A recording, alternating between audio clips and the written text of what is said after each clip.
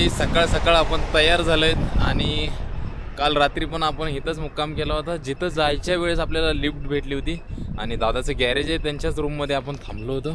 हे दादाचं गॅरेज आहे आणि दादा आता ड्युटीला गेलेला आहे, तर आपली भेट काय होणार नाही, पण त्यांचा बारका भाऊ आहे इथं. चलो भाई मिलते निकलते और फिर आएंगे तो आपको मिलेंगे ज़रूर. तर हे भावाचं गॅरेज वगैरे, तो यहाँ पे 2 व्हीलर 4 व्हीलर सबका काम होता है. और ये जॉनसन गांव से पहले है. ये देखो होटल रिवर साइड और यहाँ से नीलकंठ पर्वत की रेंज दिखती है. यहाँ पे है इनका गॅरेज. तो देखिए एक बार आपला विपुल भाऊ पण तयार झालाय आणि आता आपण निघालोय आपल्या पुढच्या प्रवासाला. क्या बोलते पब्लिक? तर शेवटपर्यंत व्हिडिओ नक्की पहा आणि आपल्या भावाला सपोर्ट करा. आज चड्डीवरच चाललोय. जरा थंडी कमी झाली आता इथून पुढं, कारण इथून वरती भरपूर थंडी होती आणि आता आपल्याला ट्राय करायची इथून लिफ्ट. कारण आता अर्धा तास झाला आपण वाट बघतोय, पण लिफ्ट काय भेटत नाहीये. इकडे बटाटे टमाटे अशा भाजीपाल्याची पण शेती होती आणि प्रमुख शेती आहे भाई इकडे ॲपलची. हे जी बाग दिसते ना पूर्ण, तर हे सफरचंदाच्या बाग आहेत आणि त्याच्या आतमध्ये तुम्हाला दुहेरी पीक घेतलेलं दिसतं. जे काय आपलं खाण्यापिण्यासाठी लागतंय भाई, गहू, तिकडं गहू आहे, कुठं कुठं बटाटे आहेत, टमाटे आहेत, असे वेगवेगळी पिकं घेतली जातात. डिश, त्यात 2 चपात्या, ही भाजी, सलाड, चटणी, भात, पापड आणि ही भाजी. तर भाई आपण मॉर्कोमध्ये थांबलो होतो जेवण करायला आणि थकाली जेवण होतं. 400 रुपये नेपाली, म्हणजे जवळपास 250 रुपये आपल्या इंडियनमध्ये. पण यार जेवण एवढं खास होतं, एवढं पोट भरून जेवलं की आता चाललं जीवावर यायला लागलं. आणि आज दिवसभरात एकही लिफ्ट भेटली नाही भाई. जवळपास आपण 12 किलोमीटर चालत आलोय. तर भाई आपण मुक्तीनाथून रिटर्न चाललोय. जॉन्सन गावातून जवळपास 15 किलोमीटर आपण चालत आलो. त्यातलं 3-4 किलोमीटर लिफ्ट भेटली होती आणि असा रस्ता आहे पूर्ण ऑफरोडिंग.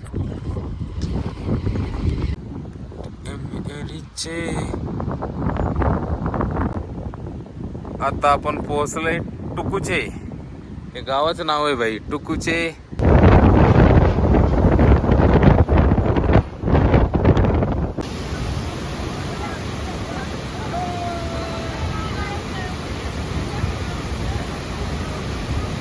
तर भाई आता रुपसे वॉटरफॉलवर थोडंसं एन्जॉय करून आपण पुढच्या दिशेने निघलो इथं. आणि आज जॉन्सनवरून रुपसे वॉटरफॉलपर्यंत कसं तरी पोहोचलो. भाऊ लवकरच पोहोचला तर जवळपास 12 वाजता, पण आपल्याला जवळ 4 वाजले. आता आपण चाललो आहे समोरच्या दिशेने पोखराकडे. इथून दानागाव 3 किलोमीटर आहे आणि बेनीगाव 33 किलोमीटर. अंदर आओ, गाड़ी आ रही है, इधर आओ. नाम क्या बताया आपने?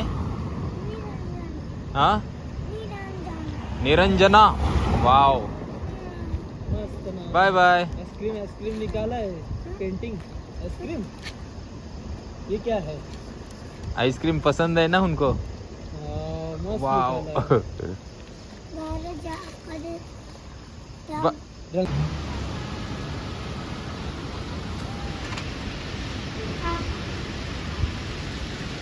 तर भाई आज चालून थकलो आणि आपण आलो तर रुपसे वॉटरफॉल. आणि त्याच्यात थोडंसं समोर आलं तर तोपर्यंत अंधार पडायला लागला भाई. मग आपण इथं कॅम्पिंग केली.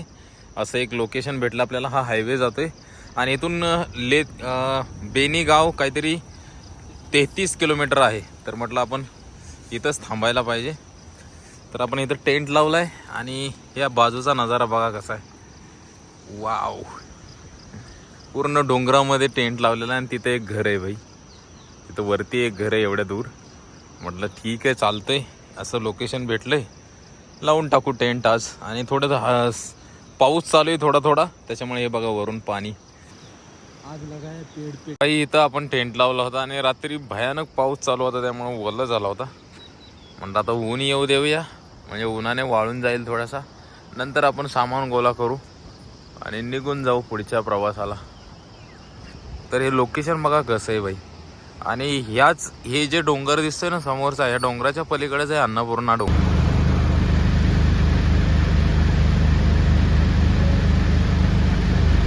तर तर बाई बॅग बिग भरून तयार झालो आहेत आणि आपण आता पुढच्या प्रवासाला निघालोत. आणि काल आपण इथं थांबलो होतो तितरगाव आणि इथं आपण आपला कॅम्प लावला होता. गांद्रुक विलेजकडे जायचं आहे, जिथून अन्नपूर्णा बेस कॅम्पचा ट्रेक सुरू होतो. बघूया, इथून जवळपास 60-70 किलोमीटर आहे ते. बघू कुठपर्यंत पोहोचतोय. भेटणं इकडच्या साईडला थोडा अवघडच जाते.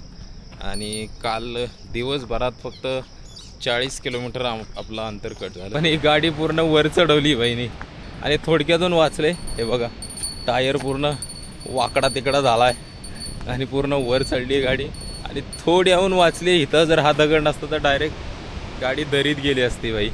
इथली लोकलच आहे गाडी, स्कॉर्पिओ. नेपाळीच गाडी आहे जी टूर्स ट्रॅव्हल्सला चालते. थोडक्यातून वाचली भाई, नाहीतर डायरेक्ट यमलोक. 5 ते 10 मिनटं चालत आलो की आपल्याला लिफ्ट भेटली आणि ती डायरेक्ट आपल्याला तिथं जायचं आहे नया पूल त्या बाजूने आहे. आणि ट्रकमध्ये भेटले भाई, एवढी मोठी ट्रक आहे, स्पेशियल एकदम. और आणि हे नेपाली भाऊ आहेत, त्यांनी आपल्याला लिफ्ट दिली. भैया जी आपका नाम? मेरा नाम राम कुमार. राम कुमार. थोड़ा सा नेपाली सीखे हम. थोड़ा थोड़ा आवश्य समझ में आवश्य थोड़ा.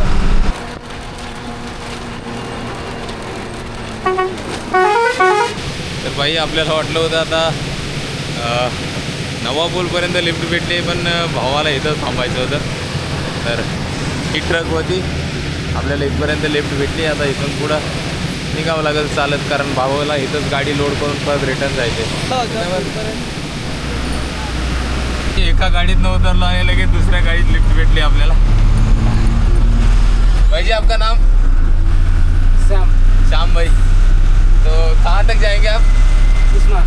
कुष्मा तक. अच्छा, तो भाई अब एक कुष्मा तक तो लिफ्ट मिल गई है. एवढं गरम होतंय ना आता खाली, कारण आम्ही आलोय वरून थंड ठिकाणाहून थोडंसं, आणि इकडे खालच्या साईडला कसं येतोय एवढं भयानक गरम व्हायला लागलंय, भयानक. तर भाई ऊन एकदम भयान पडलंय आणि आपण आता पोहोचलोय कुष्मा. हे कुष्मा शहर आहे, म्हणजे एक त्या रूटवरचं एक मोठं शहर म्हणता येईल. बेनीच्या अगोदरचं. आणि ऊन भयानक पडलंय, तर आपला भाऊ पाणी आणायला गेला. थंडगार पाणी आहे बघा. की ना आधी शाळेतली पोर आहेत पण एवढे हरामखोर आहेत ना, आपली गेम घ्यायला बघतायत भाई. आमचीच मारायला बघत. आम्ही मारू शकतो कारण की आम्ही जय महाराष्ट्र पब्लिक वाले. चढ चढून आलो त्या लोकेशनला. कसं आहे, काय खतरनाक व्ह्यू आहे यार. आहे का नाही गोलीगत? ओ भाई क्या व्ह्यू आहे भाई, खतरनाक व्ह्यू आहे भाऊ. मी म्हणतो इथंच कॅम्पिंग करू आज. जागा कुठं आहे? ठीक आहे, इथं एक बसल कॅम्प. अजून पुढं बघूया आपण. जमीन तर दाखवू दे. आणि हा बघा काय स्पॉट, नजारे बघा काय खतरनाक व्ह्यू बघा.